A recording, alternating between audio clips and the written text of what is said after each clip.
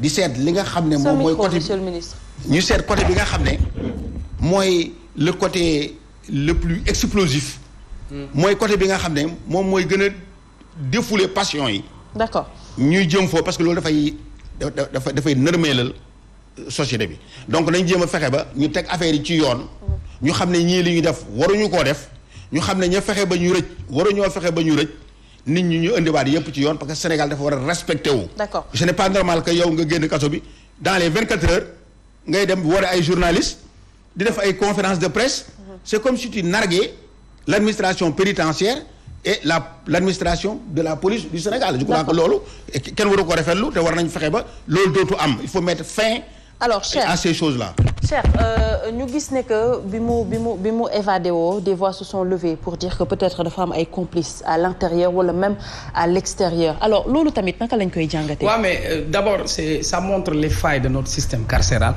à tous les niveaux. c'est-à-dire ci kaso bi détenu bi nan lañ ko fa téyewee ci ban anam est-ce que téye nañ ko fa téye boo xam ni méngoo na ak ay conditions humaines parce que détenu yi Sénégal ñaari façon la.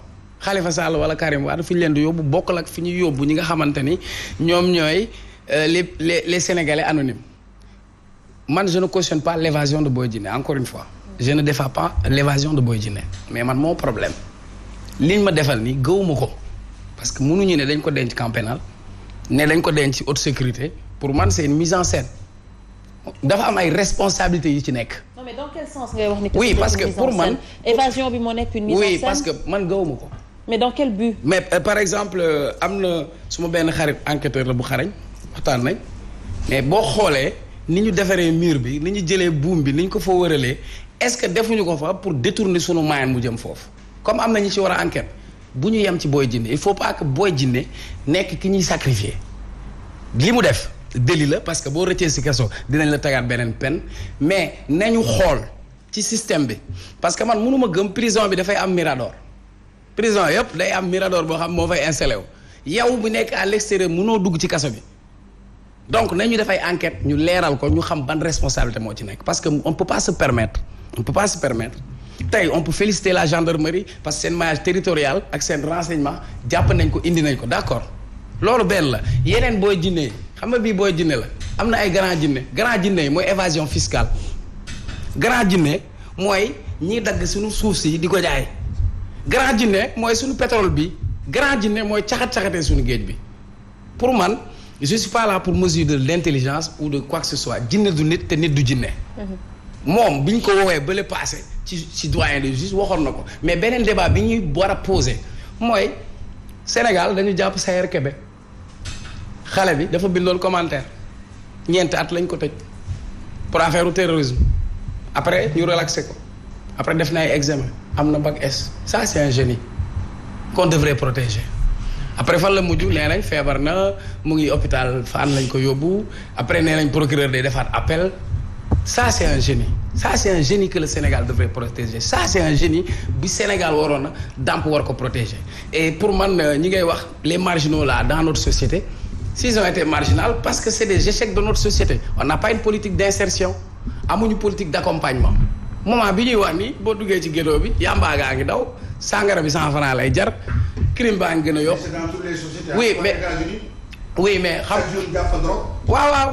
les prisons de haute sécurité aux États-Unis. oui en France. waaw ay prisons mais permettez-moi moi en tant que Sénégalais je me dis que si dans nos prisons bu ñu nee camp pénal la ñuy denc ñi nga xam ni dañ def ay crimes wala ñi nga xam ni dañ jàpp ni dañu dangereux. bu fekkee foofu nit mën nañ la fa tëj nga mën faa rëcc kon ñun nous ne sommes plus en sécurité su fekkee dañuy gracier nit korité motul weer mu daje gabonaise boom ko kon ñun nous ne sommes plus en sécurité. foofu tamit également foofu tamit également amoon na démenti oui. par rapport à ça. non mais gis nga man ay démenti ak ay communiqué man gëwuma loolu c'est-à-dire on veut des enquêtes indépendantes pour déterminer dans l'administration pénitentiaire est-ce que Boy Djiné a eu des soutiens internes ou est-ce qu'il a eu des soutiens externes ñu leeral ñu ko s'il a été soutenu parce que bi ñu ko jàppee nee nañ jàpp nañ ko ak 3 personnes. mais l'enquête suit son cours sauf que instant bi dafa am ay sanctions yu ñu jël teg ko ci seen njiit. waaw mais xam nga sanctions yi c'est disciplinaire ou administratif mais ñun liñ bëgg mooy bu fekkee am na ñu ko jàppale te ñu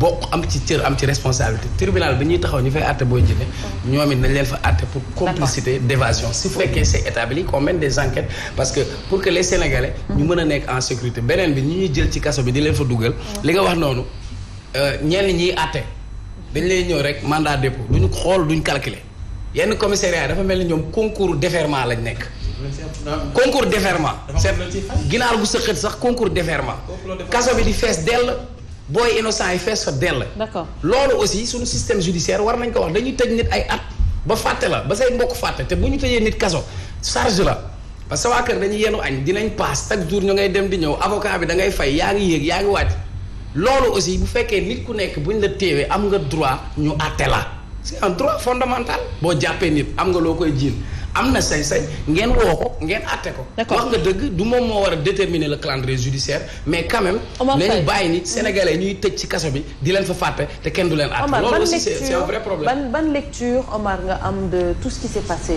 par rapport à cette actualité. Comment peut-on faire la promotion de Boy Djiné dans ce pays? Ça me fait mal. Dans quel sens la ñuy def promotion? Dans quel sens tu commets yow da ngay commettre crime ñu tëj la xëy suba ñu lay interview comme si tu n'as rien fait dans ce pays. Tu penses que c'est sérieux que des gens qui ont commis des crimes ñu ñëw fekk la fii yow nga leen di interviewer yow nee naa te woon te baal ma dooguma la ñu ko interviewé journaliste bi mag bi fa nekk Mamadou Ibra Kane bi fi la xalif général des mourides recevoir am ñoom Clédor ngay tudd dafa génn wax ci def si chronique am tey bi Boy Djiné génnee ñoom ñoo dem jëli ko laaj ko. oui mais Omar Faye aussi journaliste quand même buy dem di rechercher l'information parce que Boy Djiné dafa am ay kàddu yu mu soulevé mais non mais kooku duñ ko wax ne que kii nga war a mais dama ne bu fekkee ne yow da ngay oote vertu amul gëm-gëm yooyu imposé di wax sénégalais yi ay gëm-gëm ay vertu am na loo xamante ni waroo ko def par contraire au contraire tu dois même se solidariser. Oui, mais c'est dans le cadre du non, c'est pas un cadre. C'est-à-dire qu'il faudrait aussi que c'est une chose quand même, c'est sérieux. C'est-à-dire il faut pas que les gens aussi ñu ñuy dugal ci uniquement ci ay buzz. C'est-à-dire loolu quand les jeunes le voient sax mais kii vraiment il a commis des crimes dañ ko jàppoon mu évadé bi mu évadé ñu interviewer ko muy expliquer les conditions de détention. Il revient maintenant à nous tous qui sont là et aux députés et aux autorités que ñu jël ay dispositions par rapport à ça. Absolument. Mais pas le détenu qui est là. Oui, mais un détenu. Non, un détenu ne peut pas se permettre aujourd'hui mu évadé wu nga ñëw taxaw di def ci moom interview. ba partout dans le monde les gens en parlent. Omar mën nañu condamner peut-être li mu def mais un détenu a le droit su ko neexee taxaw kaas ay longue détention préventive journaliste am na droit d'interviewer ko par rapport à ça. mais loolu kii dafa évadé wu kii tëjuñu ko ba mu génn. un détenu qui s'évade et dafa évadé wu parce que chaque fois. mais bu fekkoon ne loolu la. mais bu fekkoon loolu la. il revient parfois da ngeen di am ay information est-ce que di ngeen wax ki lañ jox seen i sources. doo leen ko wax. da nga naan selon des sources. autant aussi ce gars-là est une source. il faut parler de ses sources parce qu'il n'a pas été parce que kenn jugé gu ko. il faut parler avec vous mais quant à mu taxaw di wax ça c'est autre chose au contraire chaque jour fii Hann Bel-Air et tant d'autres duñu jógee de condamner la situation de ceux qui sont dans les prisons parce que ce ne sont pas des Kunta Kinte duñu ay Kunta Kinte même ni détention Kunta Kinte sax moo tax ñi nga xamante ni ñoo nekk dans les prisons parce que ils sont dans des situations extrêmement difficiles loolu mën nañ ko reconnaître. D'accord. Parce que tey da ngay gis ñoo xamante ni dañuy commettre des crimes yu graves tëj leen pendant quelque temps ñu xëy suba may leen liberté provisoire alors que des gens yoo xamante ni ay ginaar la ñuy sàcc wala du yenn saa bi ñu def dara sax lu extraordinaire ñu téye leen bàyyi leen foofu fàtte leen yooyu nag c'est des choses à dénoncer te gars yi war nañ ci jël ay dispositions parce que longue détention yi aussi dans les prisons c'est pas bon parce que il faut ñi tenir compte des chefs d'inculpation parce que chef d'inculpation yi dafa am importance parce que am na chef d'inculpation yi bu ñu la ko dóoree le juge est obligé de placer ou en correctionnel ou en kii comment dirais-je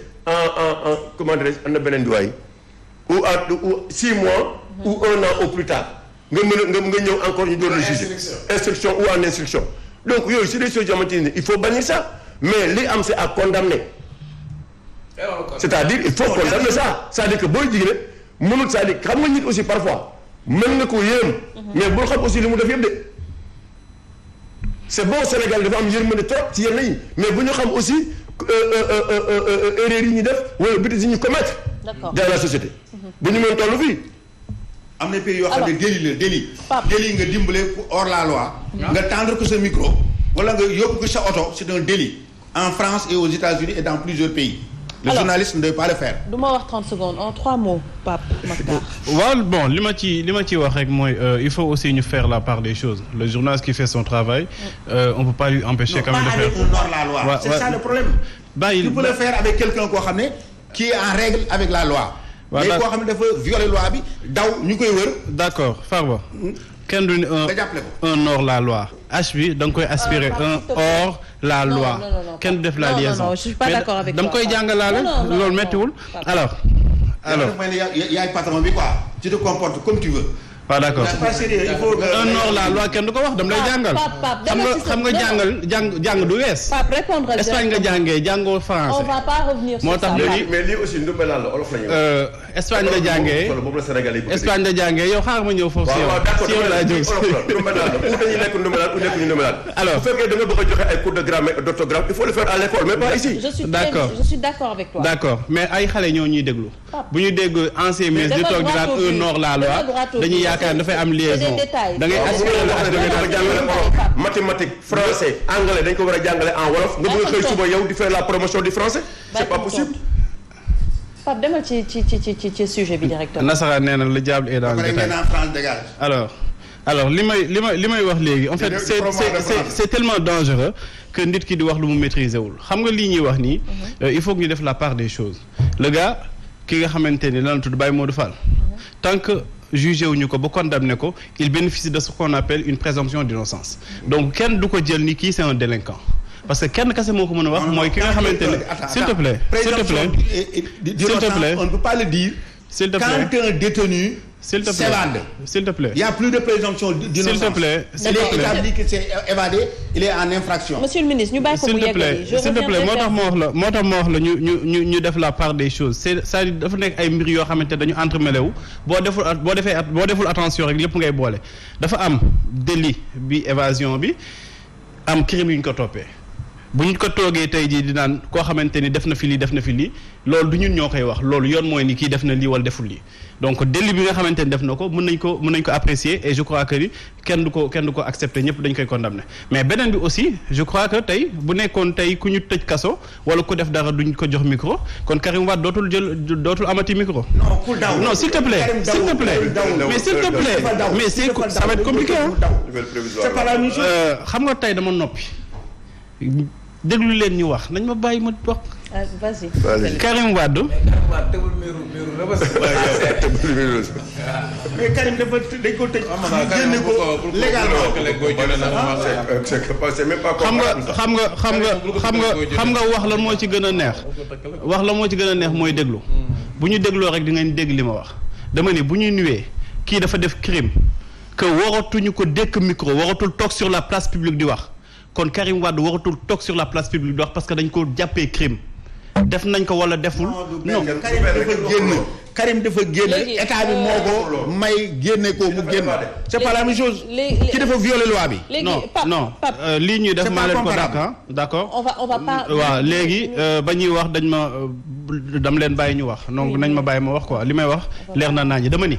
on va pas jouer à ça. voilà on va pas jouer à ça et vraiment je veux pas jouer à ça. li ma wax leer na dama dégg ci plateau bi ñu ni ku def crime waratuñ ko tendre micro. waxuñu loolu.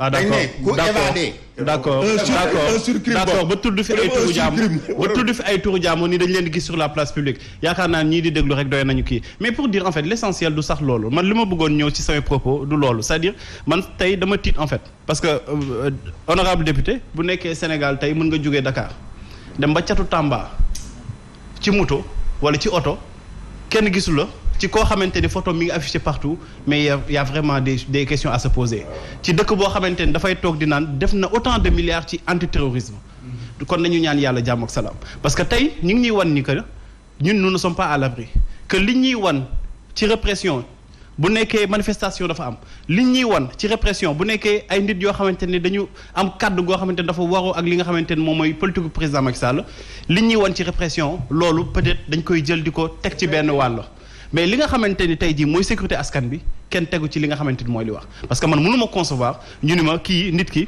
rëcc na est-ce que du sécurité boobu moom moo tax déjà ñu teg ko loxo même bu fekkee ni que Tambacounda non Néné Aïcha journaliste warul gën a xarañ suñu renseignements généraux yi ba journalistes yi di mën a xam fan la Boy Djiné nekk bay am interview ak moom renseignements généraux yi est-ce qu'il n'est pas venu vers eux soit lu mu mënti demee mais waruñu leen gën a xarañ donc dafa am question yoo xamante ne bu amee ci réew yaakaar naan loolu nañ ko war a poser parce que dëkk boo xamante ne dafa jël autant de milliards investir ko ci li nga xamante ne mooy antiterrorisme dëkk boobu bu amee benn fugitif boo xamante ni dafay jógee point A dem ba point Z ci cat bi ñu doogaa ko fay jàppee man en tout cas damay tiit pour dire que ni quelque part li nga xamante ni 7 personnes li nga xamante ni léoneese ça fait plus de 19 ans ñu ngi koy wër mu ñu gis alors te oto mu ngi ko bàyyi à 300 mètres du crime.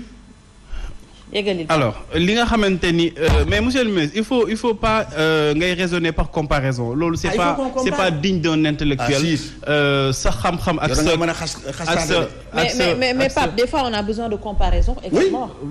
Non mais comparaison n'est pas actuellement am na benn film bu ciy def sax dama ni rek raisonnement par comparaison du loo xamante ni kii demee rigueur intellectuelle da koy def te moom comme ancien ministre la dañuy xaar ci moom rigueur ak yenn taxawaay ci point de vue am ak ci argumentaire pour dire que ne vraiment man question bi may posé tey mooy nan la nit ki mën a jógee ci point A dem ba point Z ba si cat bi ñu doon koy jàpp est-ce que bu nekkee tey prisonniers yi am nañu loisir génn ci prison bi dem fu leen neex taxaw fu leen neex ba xëy suba ñu jàpp leen parce que du première fois dañ koy jàppee ci côté boobu ñëkkoon nañ ko jàpp aussi ci Gambie boobu la naroon jaar ñu jàpp ko donc je crois que tey war nañu mën a gën a investir ci li nga xamante ne moom mooy suñu sécurité parce que man vraiment ba ma déggee jàpp nañ ko foofu dama tiit dama ni kon li ñuy nga xamante ne dañ koy wax ci suñu frontières yi sëñ Bara ba ngay ñëw war nañ la contrôler ci tali bi li ngay romb ci ay auto police yi taxaw département booy génn wala booy génn Dakar di nga romb ay gendarmerie ci tali bi di nga romb ay policiers ci tali bi nan la mën a fexee ba romb